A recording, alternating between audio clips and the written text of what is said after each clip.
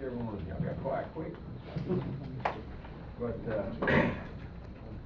again, first off, I would,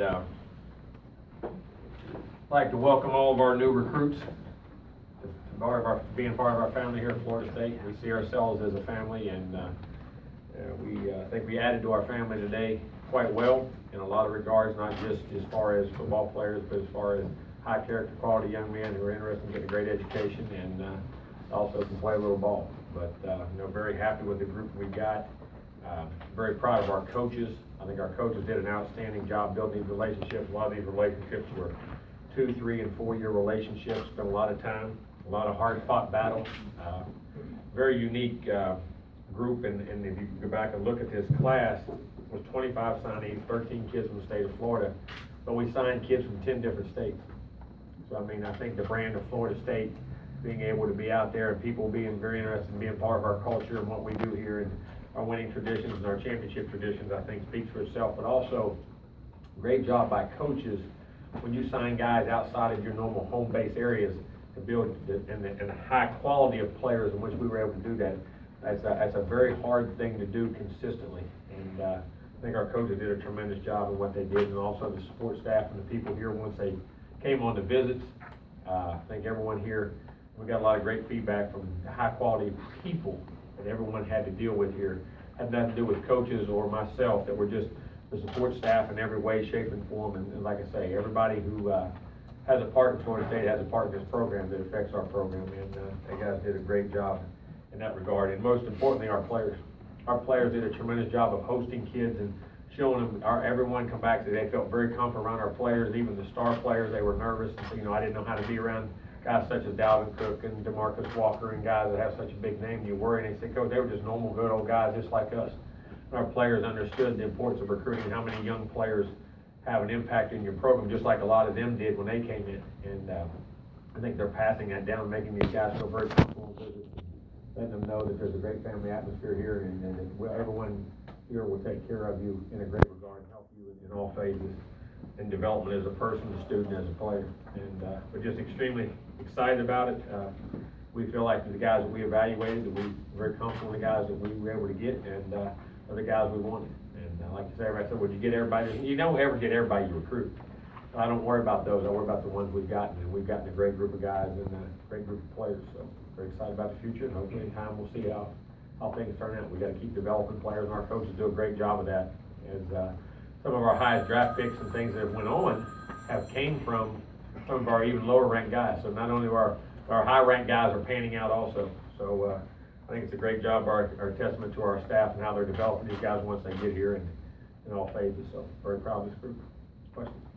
When you think about coming into this morning, some of the guys you were able to get, what's your thought process as a coach and as a coaching staff? Do you say, okay, maybe we're going to get these guys? Is it a kind of a wait and see like fans, or what is it? It all depends. Sometimes you don't know. Sometimes you got a really good feeling. Sometimes you do know. You think, I know we're going to get this guy. Sometimes it's just there's no set way. I wish there was. Every year I'd sleep a lot better and know what was coming next year. But it's just how that relationship is cultured and where each individual has himself at that particular time when he's making a decision. Because the thing about all this, and we all sometimes get frustrated and we all criticize the kids about how they go about making decisions. Well, they're 17 years old, 18 years old. They've never made a decision most of the time of this magnitude. And it's not they don't know how to make it. It's not when it's time to make a decision, but the process about going about making a decision. It's like studying for a test. How do I study for a test? They say, well, study. Well, how do I study? There's an art to study. There's an art to knowing this too, and sometimes they don't know. So each year, to answer your question, each year it's back and forth, and you got to play it by ear on how each one goes. Sometimes, and you go in sometimes thinking, well, it's a decision, but there's about a 10, 15, 20% chance. You know what I mean? But greater things happen. Jimbo, what was the genesis or what unfolded to get Shavar Manuel here? Always was wanted here. See, that's the thing that, when he first came up here before, he was he loved Florida State back in the spring and in a couple years before. He was a big Florida State fan and felt very comfortable here. And I didn't know why he flipped to Florida, and we called and said, hey, is this thing over? He said, no, Coach, I want you to keep recruiting me. So we just kept recruiting him normally, and you end up flipping over. I mean, there was no magical formula, just relationships, and sometimes guys commit to other places and flip back. I mean, you know, again, it's back and forth. Just kept going. Jimbo, I'm sure you enjoyed some of the stress-free signing days when everything's really done. There's really aren't too many guys left on the board. But does it also add an intriguing element when you do have 4 or 5 guys where you feel confident about, but you're not going to know until signing day to make? Yeah, I mean, well, depending on which side that you feel like you're going to get them or you're not going to get them. I mean, it goes that way. For fans, I think it's fun, but you know, recruiting's changed so much. And I think each year you may close them all next year, or they may all come. I mean, it just goes back and forth. But it does. We had a good feeling on. I had a good feeling on most of the guys I felt today went about like I thought it would go. And when you do know that, and it works out that way, it's a great deal. Jimbo, how big is momentum? I mean, obviously in games it is, but momentum, I want to bring up Keith Gavin, for instance, because you committed late last week to you guys, and it seemed like from then you kind of steamrolled. Does that have an effect in recruiting? There's no doubt. Momentum is like you do in a game. And I think one of the reasons now even more so is the kids know each other so well. You know what I'm saying? I mean, back in the day, I mean, even when that happened, kids say, well, okay, that guy's coming. Oh, he'd never talked to him, knew what you still never got to meet him until you came to campus. But now these kids are in the All-American games together, they're in camps together, they're in recruiting visits together, they know it, and then they can talk via social media or by the phone. That is critical because, hey, there he goes, and I know him, I want to play with him, and I think it's even more of a factor now than it's ever been. Yeah, but when you have a guy like Manuel who you thought was committed and then went to Florida. Well, one time, there was a couple times we thought he was going to be committed to us. That's what I mean. Even earlier than that, and then he went to Florida and said, "Dad, gone." I mean, you know, it was a back and forth thing. And Gavin, who was committed, decommitted.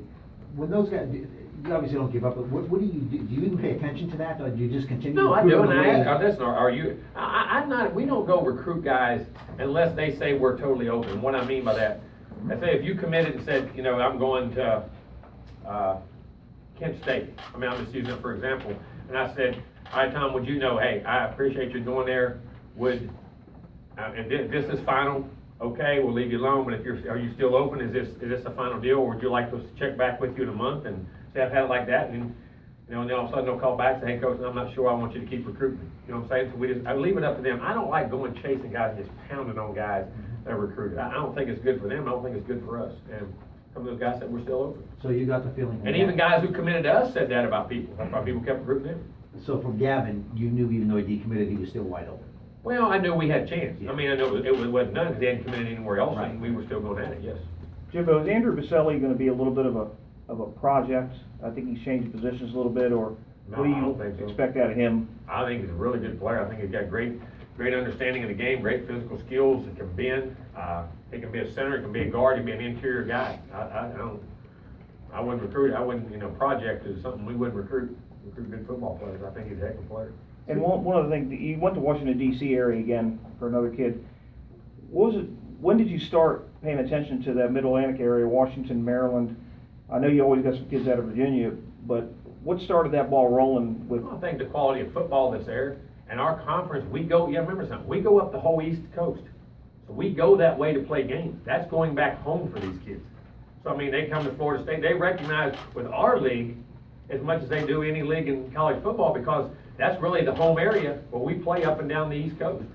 So, I mean, to be in the ACC and then, we've been winning the most games in the ACC and been the team in the ACC. So, they want to be part of that. And they get to be in warm weather here and then to go back that way and play ball. And in their home area, whether it's covered extensively by the hometown papers and all that stuff. So, and you look at that whole area there has top-notch football.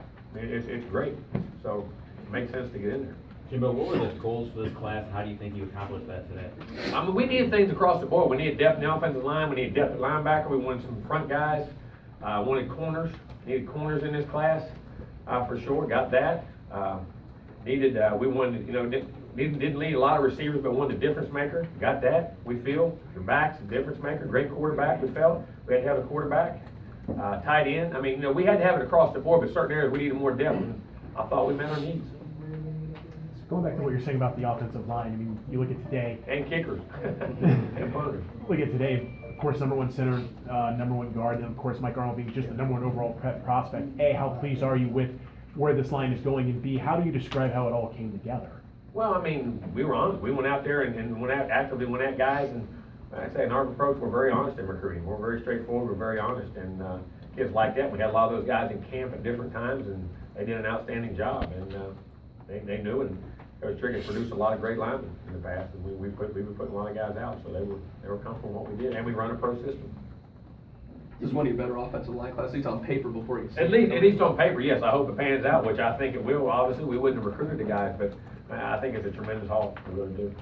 Jimbo, I was reading a story about a new group of 5 coach that said one of his first meetings was about coming up with a Twitter hashtag and how they would use Twitter for recruiting.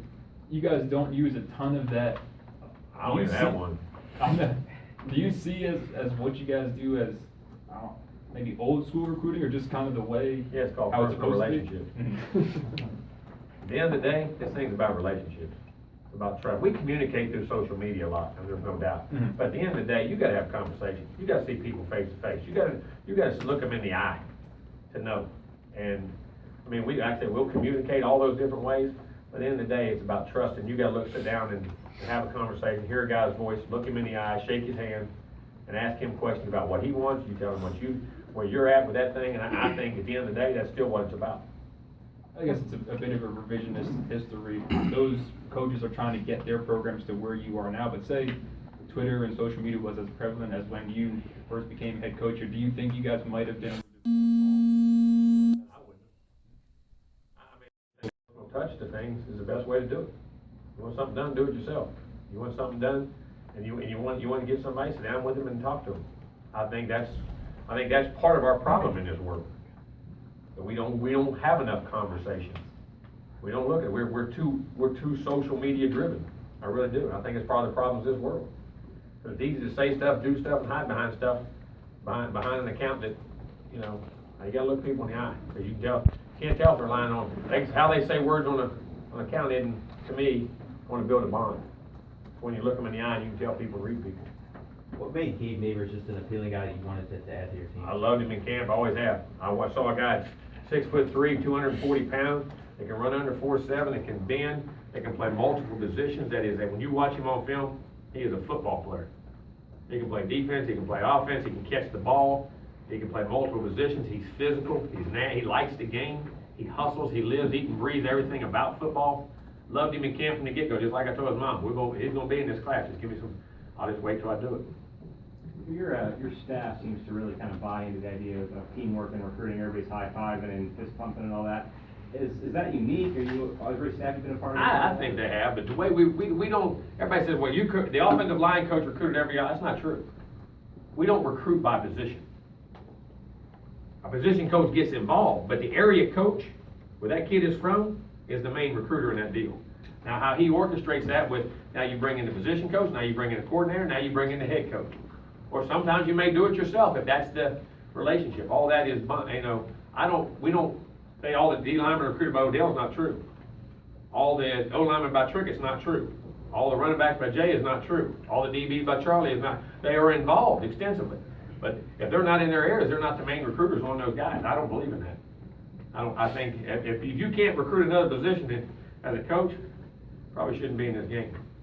Would that be satisfying for some of those guys to see the work that they put in there? But we do collect, but yes, I think very much so. But at the same time, when you put all those guys into it, it takes a village to raise a child. It takes a staff to recruit a player.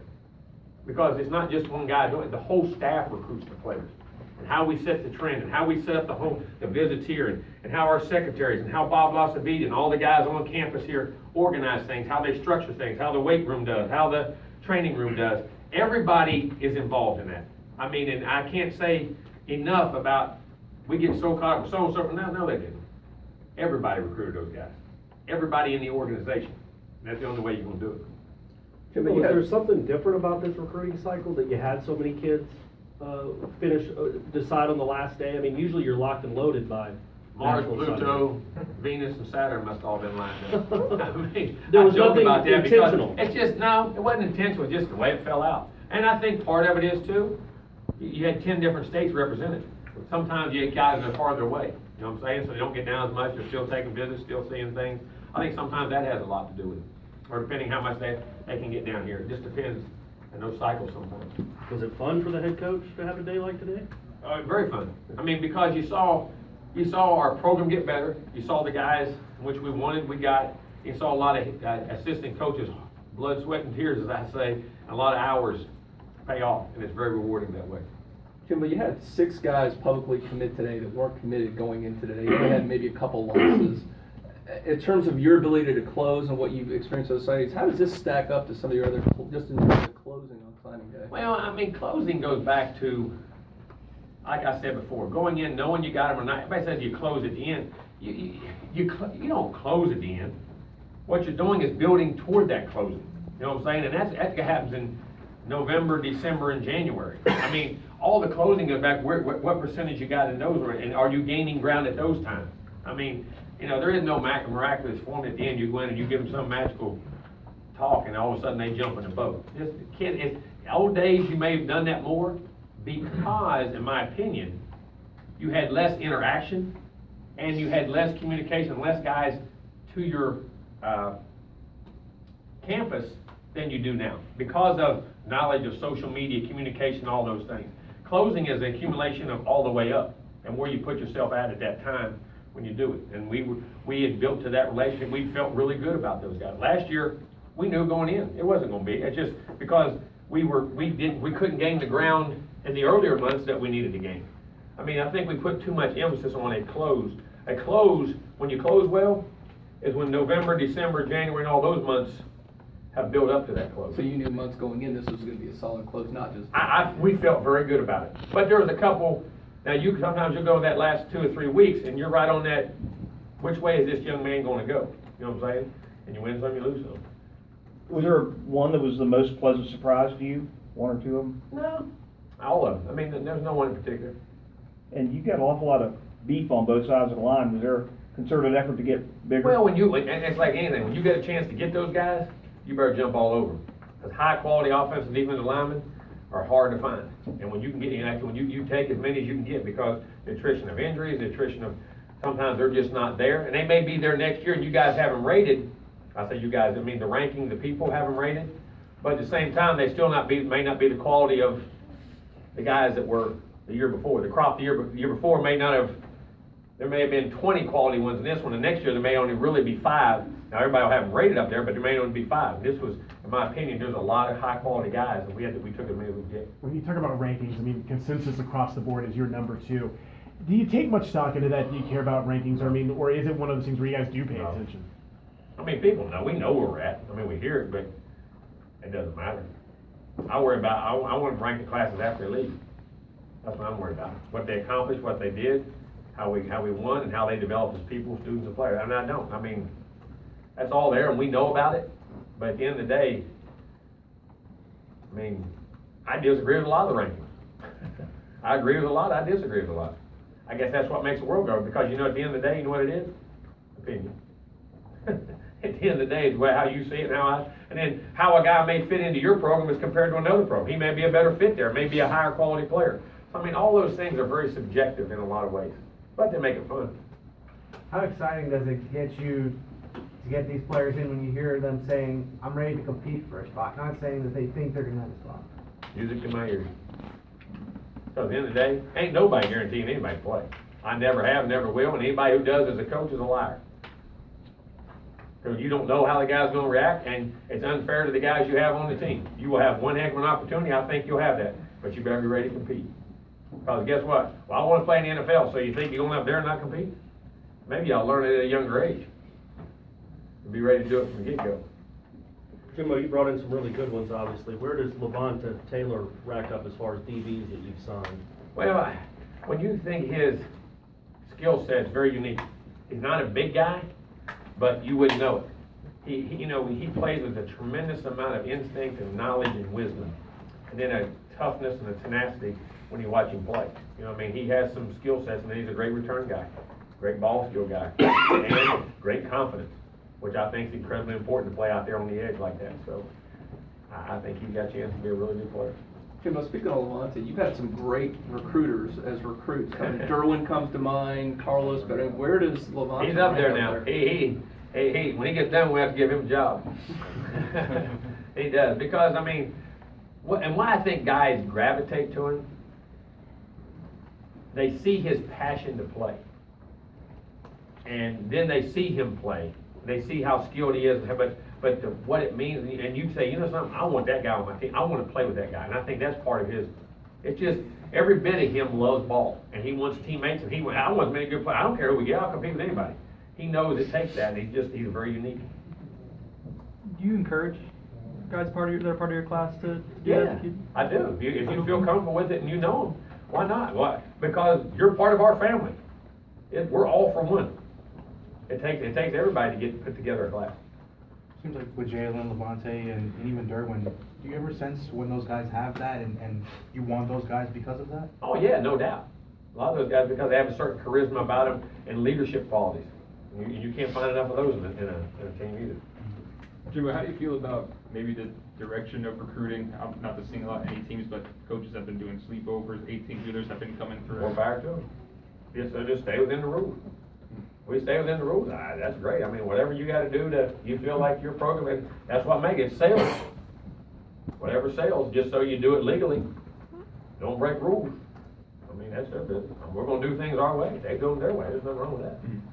Jimbo, with as much as recruiting's new school with some new tactics and stuff, how much of it is still winning the family over? It's all relationship. But still, at the end of the day, when I want to go, if they go stay all night like you said or do that, they still gotta sit in that house and talk to them. It's still about developing a relationship. It's still about eye-to-eye contact. It's still a people-related, people-person. At the end of the day, not about the bricks, the buildings, and everything else, it's about the relationships of the people. And what gimmick you do, eventually you gotta sit down and build a relationship. Maybe you guys got your own stuff going on, but do you guys as coaching staff ever pay attention to maybe what's going on with other people, they're signing classes who other teams are getting, or is it really just focusing on you? No, they're not part of us. I mean, you're sitting there and you're bored between things, you're watching TV, and we're not evaluating the junior, which we're calling juniors and evaluating juniors and sophomores, and we have been forever and ever, you know. You get them in, you'll see what's going on, but hey, but at the end of the day, you gotta worry about your own. One more. Jim, if I'm counting up the numbers right, it looks like an offensive line, you should going into the fall have 19 guys on scholarship, which I think it's 18. Maybe I'm off in numbers there, but 6 guys. I wanna carry 18, that's what I wanna carry. Yeah, because you've never come close to that since you, but what does that do for you to have those kind of numbers for the The offensive ability line? to practice, the ability to develop other skill, as crazy as it sounds, skill guys on your team that have high quality people in front of them in a practice, and how you practice so you can get things done, and then not wear your other guys out, and develop guys, and build a rotation. It's gonna develop the whole football team when you have those guys. Because sometimes you say all these skill guys, and you got 10 or 11 linemen, that's great, but then you're getting to work in these other, they gotta take reps, then when these other young skill guys get in the game, and it's like a jailbreak on them, and they can't play, they can't develop. It's extremely critical, not only for line development and rest, but skill development. All right, we good? Anybody else got one? What you got? Going back to the Twitter stuff, is there a reason in particular why Coach Brewster is the only coach that probably is using Twitter? Probably the one figured it out. You might like to do it. Jimbo, in terms of Malik Henry, how much of a chance does he have to compete for a job in the spring? Tremendous chance. That's why he's here. How's Sean's foot progressing? Good, I mean, just, we have to wait. I saw him today, he's feeling good, everything's coming, but he just can't be weight bearing, it's gonna be a while. Any changes, we heard about Lorenzo Phillips, any other changes on the roster, coming transfers or? In terms of this class success, what needs to happen in their first year for them just to develop on the roster, just move up the depth chart? Play well, do what's asked of you, compete every day. We're good? Thank y'all.